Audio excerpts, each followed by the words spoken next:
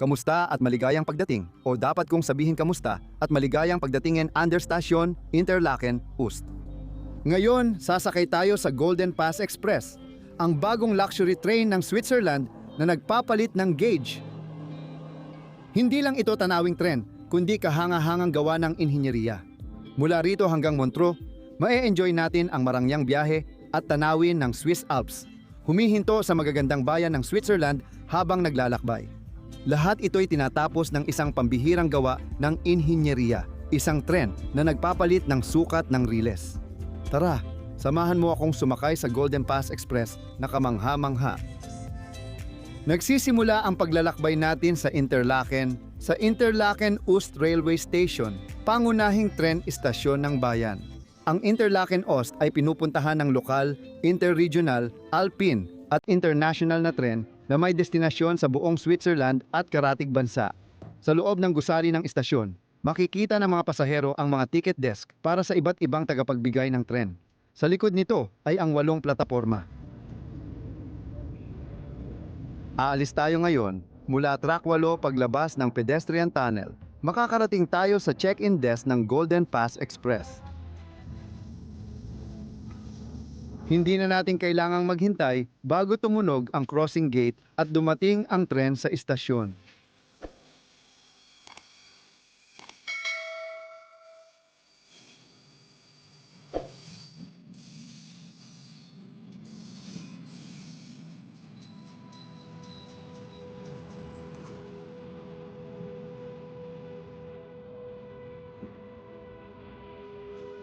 At heto na ang Golden Pass Express. Isa ito sa mga pinakabagong panoramic na tren ng Switzerland na nag-uugnay sa Interlaken at Montreux. Biyahe tayo ngayon sa Prestige Class, o yun sana ang orihinal na plano.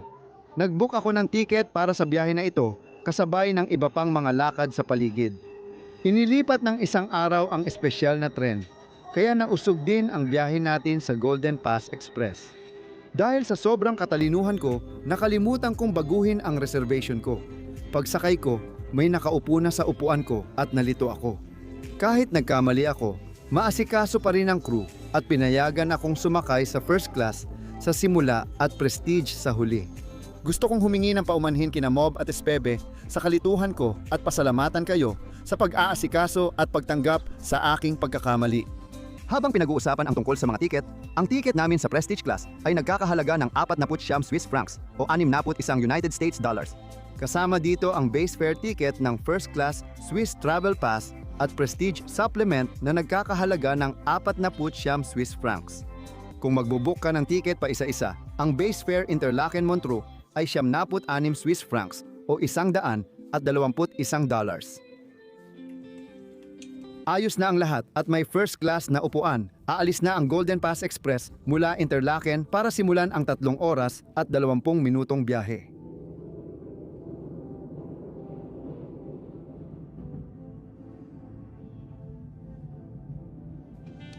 Ang unang bahagi ng biyahe natin ay daraan sa tabi ng Lake Thun o Thunersee.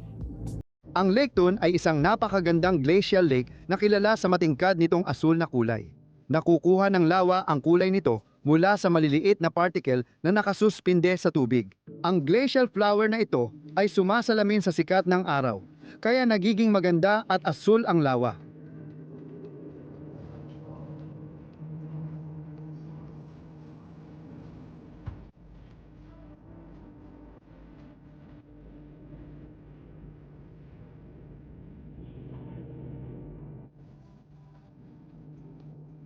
Susunod na hintuan, Spies. Proxima Fermata, Spies. Susunod na hintuan, Spitz. Dumaan tayo sa Spies. Iniiwan natin ang lawa. Habang lumiliko tayo papunta sa mga bundok, agad na nagbabago ang tanawin. Malalaking mabatong bundok ang nakapalibot sa riles at paikot-ikot ang tren sa Ilog Zima.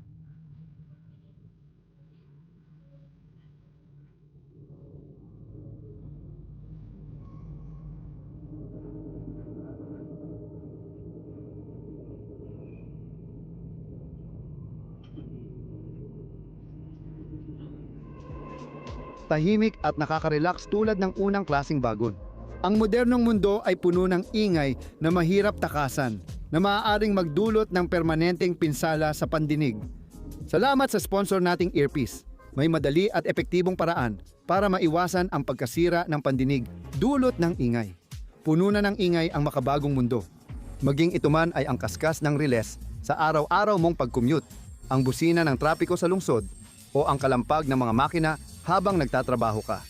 Dahil sa sobrang ingay sa paligid, pwedeng unti-unting mapasok ito sa buhay ng kahit sino at ang pagkasira ng pandinig ay hindi na maibabalik. Kaya mahalaga ang earpiece.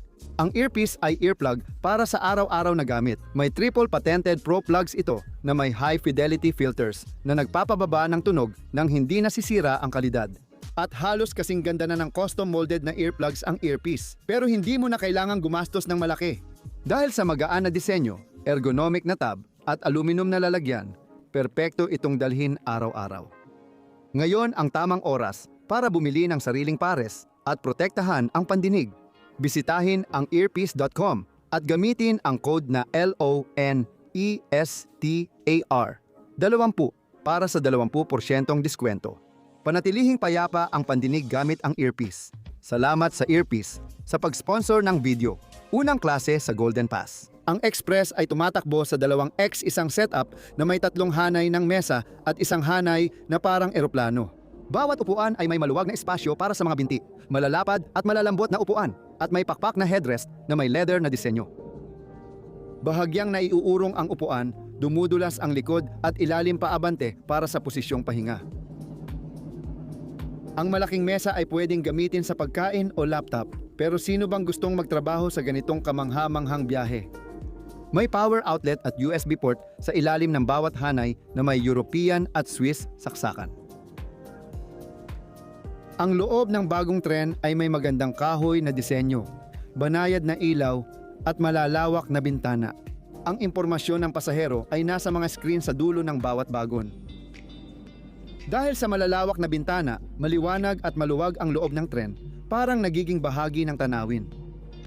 At sa pamamagitan ng mga bintanang iyon, nasisiyahan tayo sa kamangha-manghang tanawin ng Bernese Oberland.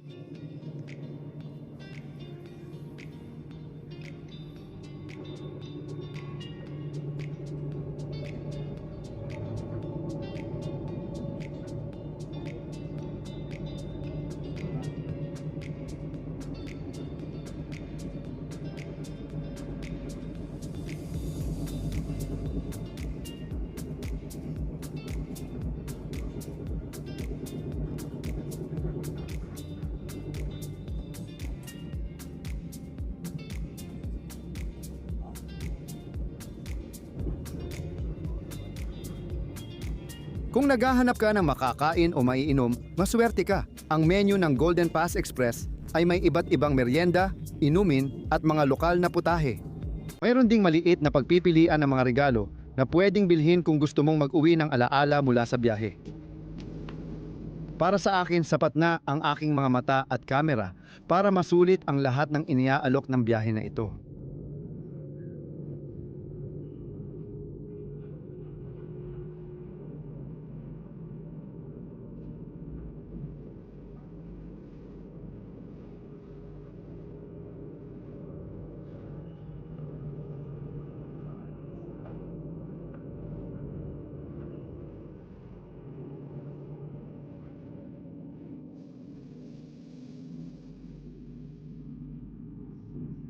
Habang umaalis tayo sa Baltigan, silipin natin ang mga banyo sa tren.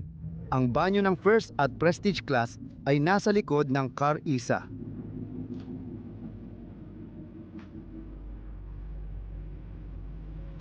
Karaniwan lang ang banyo ng inner city na tren. May lababo, inidoro, at vanity. Medyo maliit pero maayos at maganda ang kondisyon.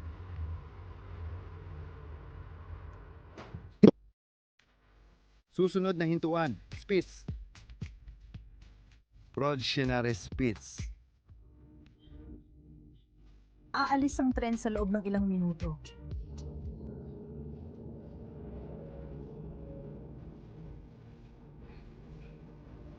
Dito sa Zweisimmen nagsisimula talagang maging interesante ang lahat mula sa Interlaken. Hanggang ngayon, tumatakbo tayo sa standard gauge na riles na may sukat na 1,400 at 35 mm.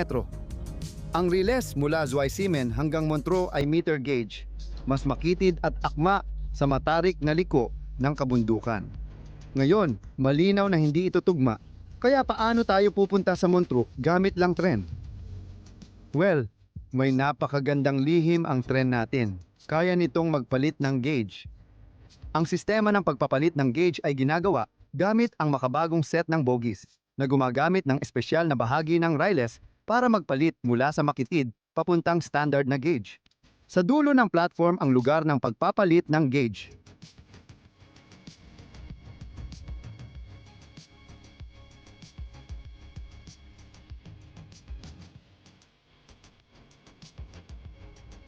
Ginagamit ng sistema ang maliliit na gulong para iangat ang tren mula sa bogie, kaya ito ay lumalawak o lumiit nang walang dagdag bigat.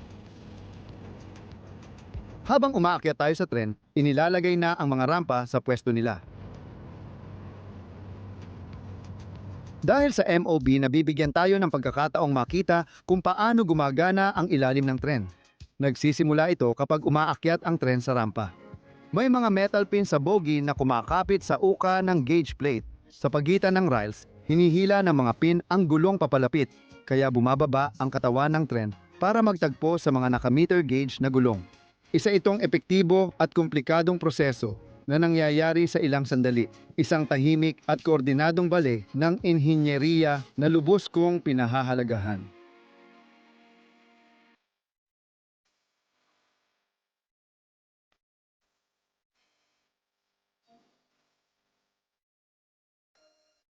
Mula rito, tatakbo tayo sa makitid na riles at makikita kaagad kung bakit ito kailangan habang ang tren ay gumagawa ng matinding liko palabas ng Zweisimmen.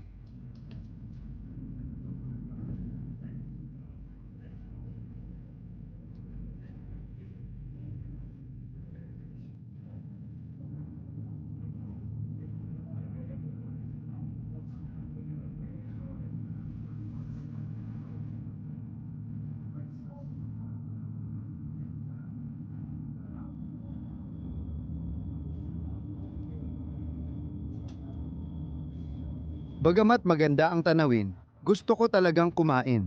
Umorder ako ng aperitif plate at piniling inumin nang mag-book ako ng ticket. Kasama sa aperitif plate ang halo ng lokal na karne at keso na masarap, may kasamang tinapay, tamang kubyertos, at commemorative bag. Siyempre, tinikman ko ang lokal na beer na Roggenbrau Special Hell, isang klasikong golden yellow mula Bernese Oberland, sa halagang 30 Swiss francs. Medyo mahal ang aperitif fleet, pero kapag nasa luxury na tren ka, minsan kailangan mo talagang magbayad ng luxury price. Umupo kami, may inumin, at pinanood ang gandang tanawin sa harap namin.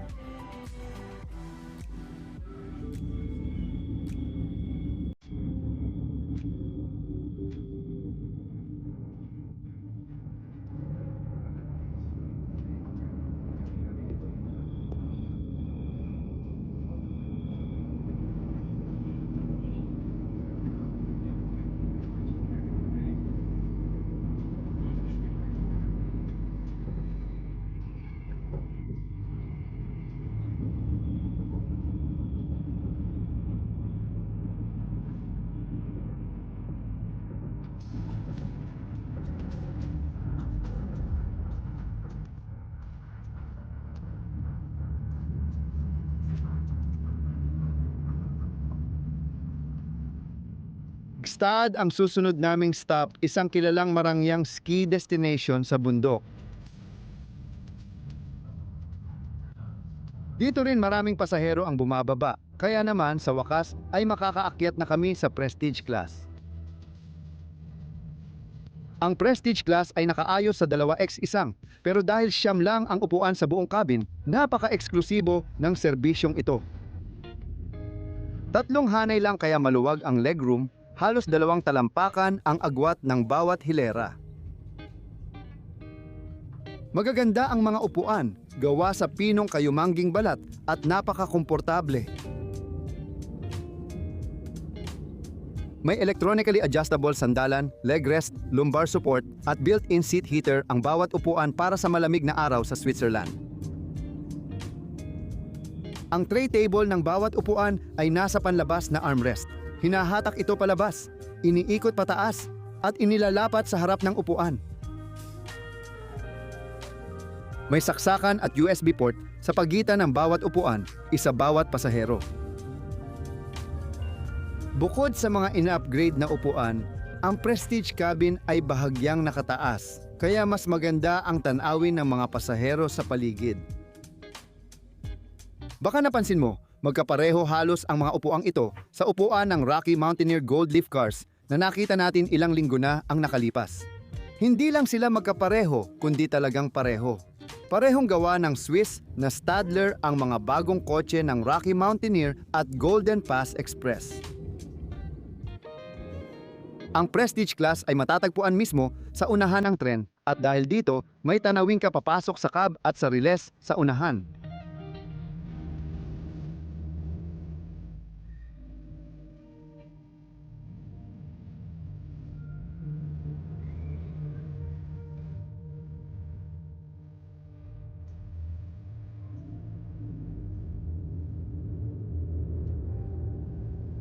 Ang Chateau d'Aux ay sumisimbolo sa paglipat natin sa kanton ng Vaud at mula Aleman patungong Pranses.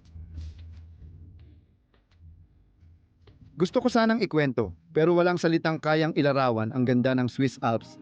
Kaya hayaan na lang ang mga video ang magsalita. Walang musika, walang salita, wala, umupo ka lang at mag-enjoy.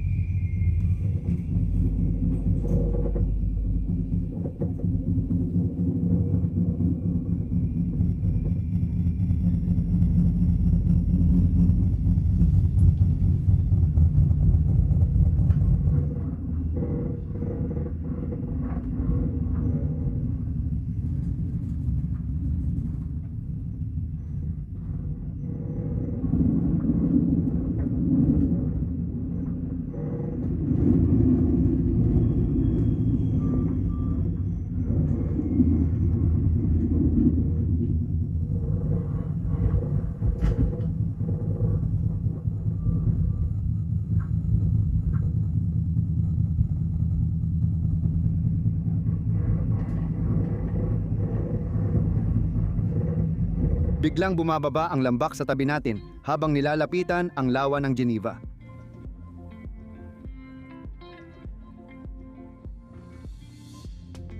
Ang mataas nating kinalalagyan ay nagbibigay ng kamanghamanghang tanawin ng Dent du Midi o mga ngipin ng timog.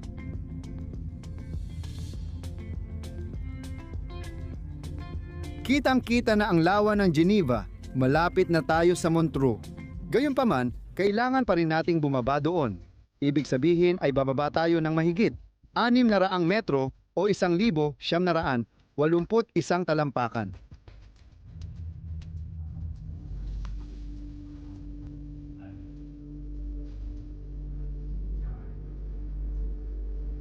Limitado ang espasyo sa gilid ng bundok at iisang riles lang ang pababa ng Montreux, kaya kailangan maghintay sa ibang tren. Madalas nakakainip pero dahil kita ang lawa ng Geneva hanggang abot tanaw, kaya kong maupo rito buong araw.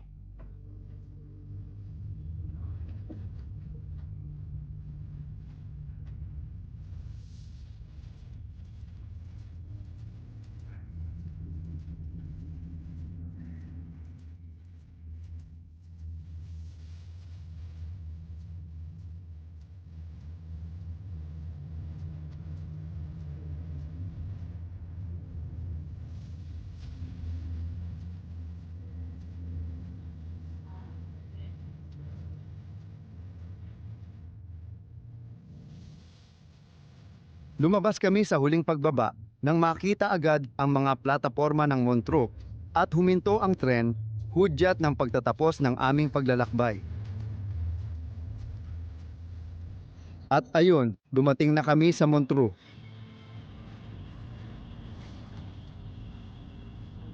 Ang Montreux ang sentrong himpilan ng MOB operator ng Golden Pass Express at iba pang magagandang tren sa Bernese Oberland. Ito rin ay palitan ng tren papuntang Geneva, kung saan may mga tren na dumarating at umaalis kada ilang minuto.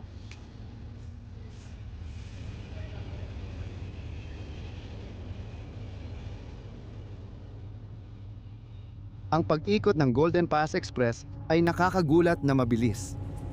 15 minuto matapos naming dumating, umalis na agad ang tren para isakay ang bagong grupo ng pasahero sa paglalakbay sa Alps.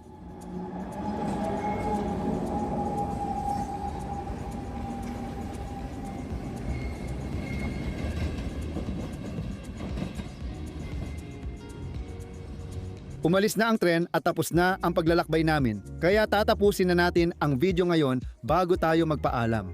Gusto ko lang magpasalamat kina Espebe at MOB sa pagbibigay ng aming mga tiket para sa paglalakbay natin ngayon. Ikinagagalak kong makapaglakbay sa Golden Pass Express at sana ay nagustuhan ninyo ang biyahe tulad ko. Kung interesado kayong mag-book ng tiket sa kahangahangang tren na ito o gusto ninyong malaman pa ang tungkol sa biyahe, i-click lang ang link sa description para malaman pa ang iba pang detalye. Sa susunod na linggo, sasakay tayo sa Glacier Express, isa sa pinaka-legendary na tren sa mundo. Hindi na uubusan ng kamangha-manghang rail adventure ang Switzerland, pero ang excellence class sa Glacier Express ay ibang klase talaga. May personal na concierge service, multi-course gourmet menu, at malalawak na bintana na tanaw ang Swiss Alps. Kumpleto na ang tren na ito. Mula Zermatt hanggang Sameritz, daraan tayo sa matataas na bundok, malalawak na glacier, malalalim na lambak, at malinaw na ilog, tatawid sa kilalang viaduct at liliko sa mga tunnel ng bundok sa puso ng Switzerland. Samahan mo ako sa susunod na linggo sa harapang upuan ng Glacier Express, ang pinakamabagal at pinakamarangyang express train sa mundo. Siya nga pala, kung bago ka pa lang dito, talagang ma-appreciate ko kung pipindutin mo ang subscribe button sa ibaba. Libre lang ito at malaking tulong para masuportahan ang channel.